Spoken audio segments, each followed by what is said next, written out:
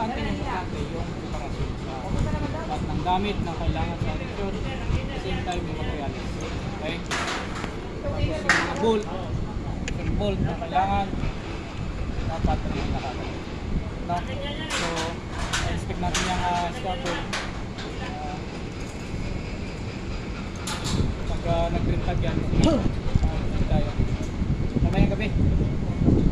Kasi ano, hapon si Jumbo. So, antay na lang tayo. Okay? Yung mga elector ha, paalala lang. Kayo ang gumagawa dyan, hindi lahat ng galaw nyo nakikita ng safety sa namin. Dapat sa inyo pa lang ingat na talaga gagawin nyo. Ha? Sa inyo na siya. Kayo nang gumagawa dyan. Ha? Para makalimutan yung harness. Dahil na sa sarili lang. Okay? Huwag kalimutan nyo kung mga harness. Basic yan. Hindi na dapat pinapaalala rin sa inyo. Mga rector, pagka once na aakyat, alam na ang gagawin. Yung magaling ka nga sa akyatan, hindi mo naman alam mong gagawin yung pagdating sa taas. Wala rin. Dapat dito pa lang sa baba, alam na. Alam na kung anong gamit na dadalhin dyan sa taas. Tulad na yung activity. Pagsado mo na yun. No? Ilang ito. Okay? So, mag-ingat ha, mag-ingat. Sir Pao. Taga ko lang yung sinabi ni PIC.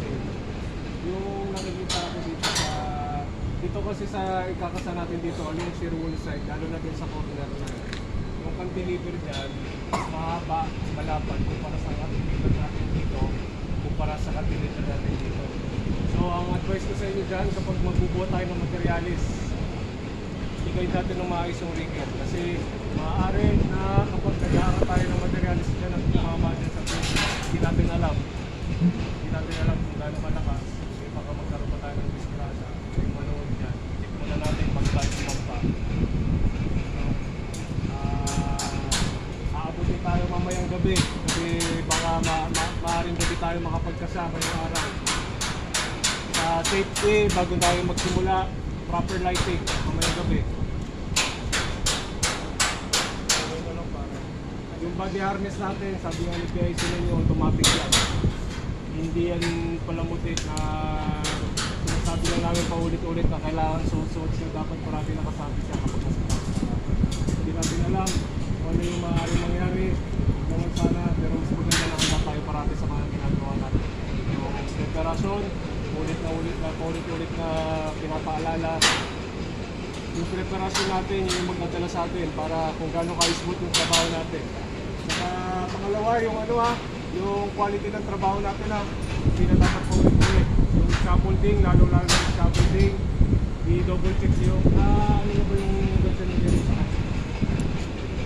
Yung cut slip natin, bago tayo magsimula, tinitingin muna ng maigi yung preparasyon talaga.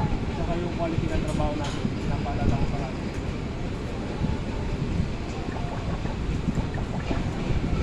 Lang. Siguro mamaya bago kayo magsimula mas maganda, baka hindi na namin mabantayan, salang engineer namin mamayang gabi, mag-briefing lang tayo bago tayo magsimula para hindi tayo nangangapa, hindi tayo dapat nagmamadali sa trabaho natin kasi baka mamaya ang pamadali natin, hindi naman nakakalimutan tayo, iniisip na natin magkasa, nakakalimutan na natin yung kaligtasan sa sarili natin sa kayong kasama natin. Okay? Saan yung uniform? May hatid ko na lang sir. Dagdag Papalo nyo. na lang. Ayun nyo, dagdag nyo yung illumination ha sa area. Okay gentlemen, good afternoon. Good afternoon. Okay, paalala muli, sabi nga nila, huwag kayong maumay, kakapaalala. Kasi sabi nga nila, katagalan, para nag-exercise lang yan eh.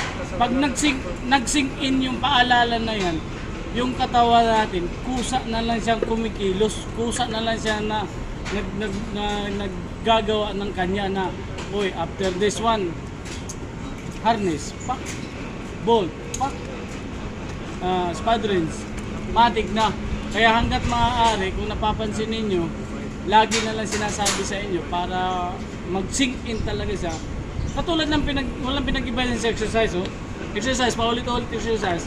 Kahit walang tugtog, kung everyday yung ginagawa natin, yung katawan mo, sumasayaw na lang dyan bigla. Naaayon sa tono, kaya hanggat maaari, walang pinag-iba yun sa trabaho. Ngayon, yung lighting natin na sinasabi sa gabi, pag hindi tingin niyo talaga, kasi kayo yung exposed dyan, kayo yung nandun sa taas, pag hindi talaga applicable yung ilaw, magreklamo kayo. Kasi kayo yung gagalaw dyan sa taas. Eh, sabi nila, iba yung galawan sa gabi kaysa sa araw. Sa araw, nakikita natin. Ngayon, patuyo ako, maging aware tayo doon. Nagkaintindihan tayo mga kasama. Yes, sir. Right. So yun na naman ang comment ko. Sakay sa telephone, kung ano nakasulat doon ng mga details, data, yun yung dapat pag-uusapan. No? Anong oras mo ipapasa doon? Size. Anong oras lang mo siya City. Kung magsimula, provide na yung telephone para palagi. May dadagdagan natin yung dapat additional control o dito sa size para safe. No? So, yun lang naman. Maalala ko lang ha. Pagkat ko lang yung watcher natin sa baba mamaya gabi ha. Kasi wala nga yung TPI pero yung MDC dyan magano pa rin sa ilalim. Mahirap na. Watcher ha. Okay, sabay-sabay. Ready for safety gun. Safety! Hey! So, okay na yan. Ano,